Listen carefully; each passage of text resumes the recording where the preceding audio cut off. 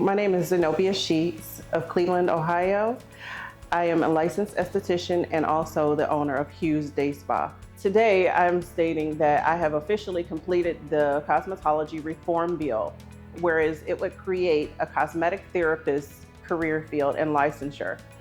With these credentials, now the cosmetologists, estheticians, barbers, and nail technicians will be considered or deemed as paramedical professionals. I have been a licensed esthetician for the past 3 years, unofficially practicing on myself, my friends, and family for the past 6 to 7 years after I realized that I had celiac disease.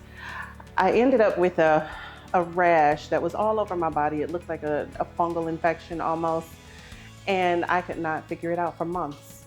So I did get with my naturopath physician, Stephen Tates of Atlanta, Georgia, and he told me, Zenobia, it's a celiac condition. You just need to do this and do that with your skincare.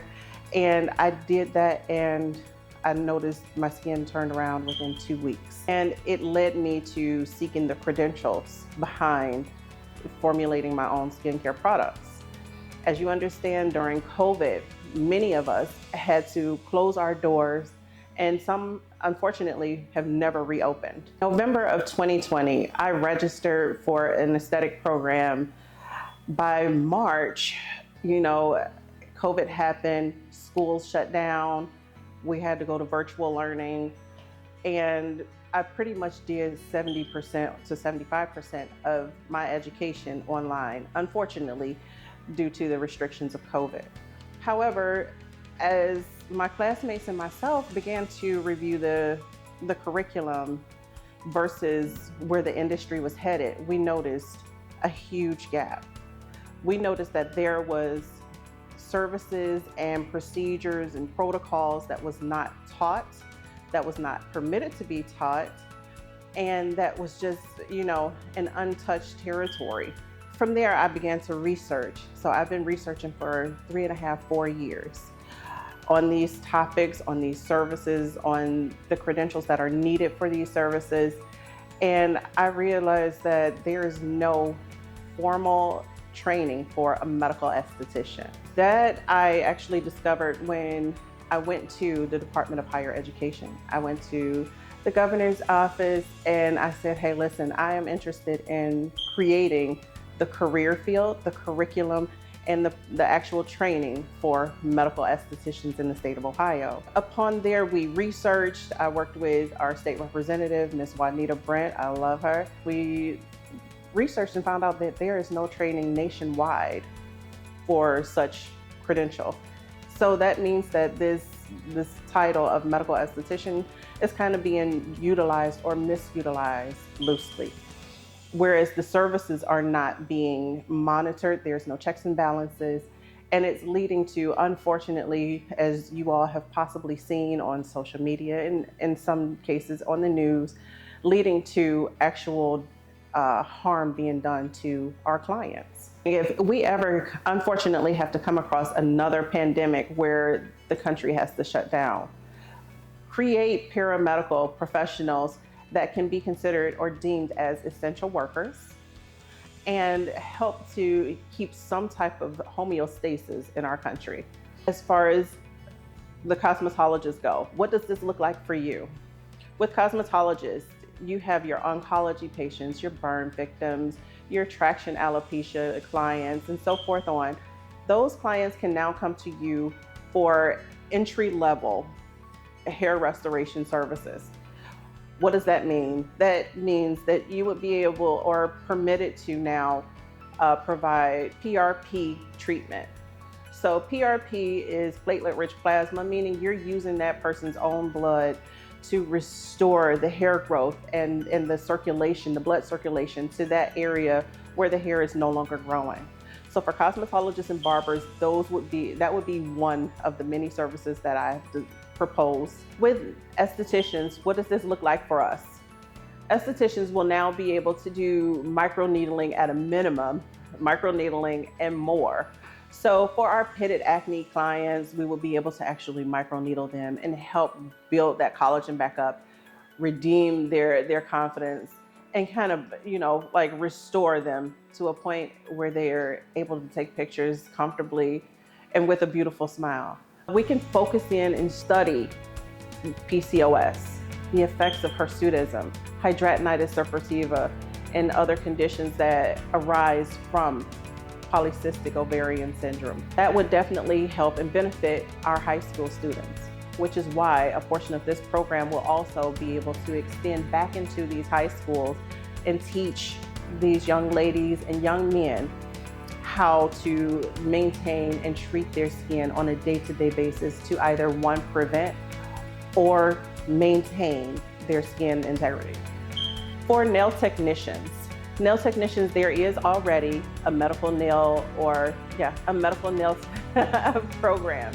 So with the medical nail technicians, now you will be working under a podiatrist, and you can actually, under this proposed bill, will be allowed to treat diabetic patients and, again, our oncology patients, especially in situations where the nail has to be removed.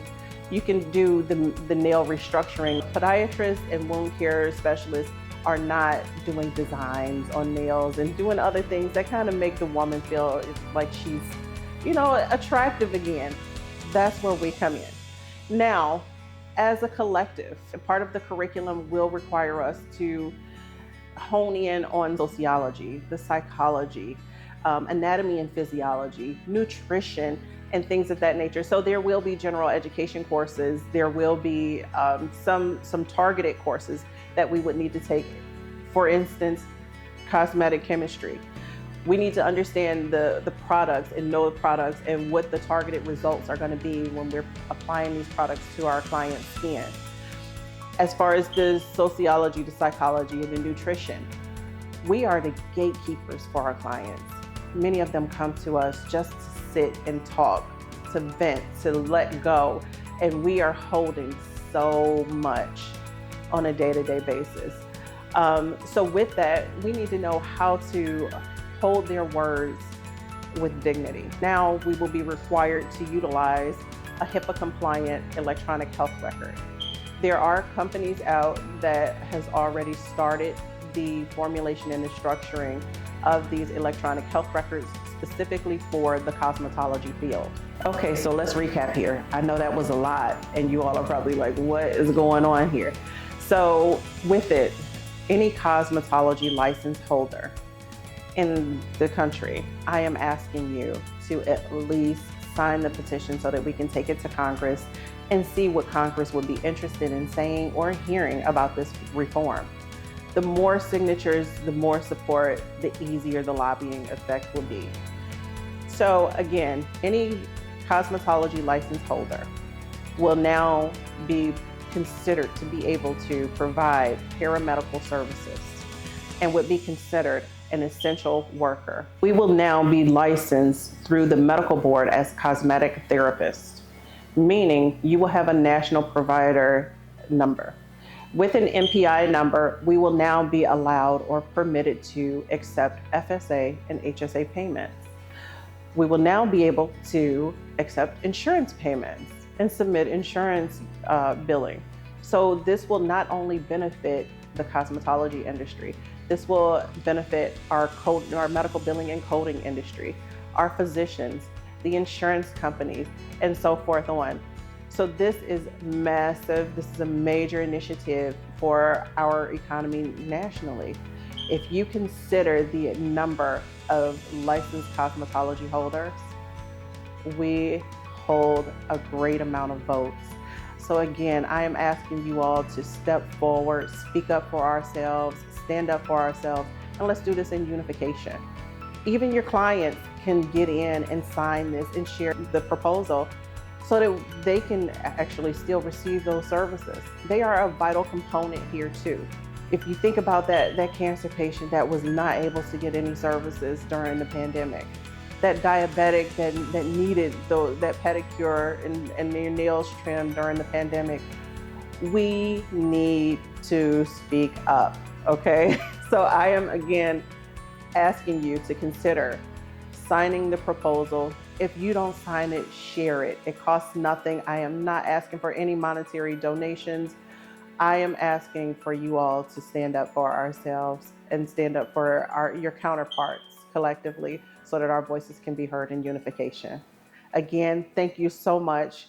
This is Zenobia Sheets of Hughes Day Spa, located at 2184 Lee Road in Cleveland Heights, Ohio. Have a great day.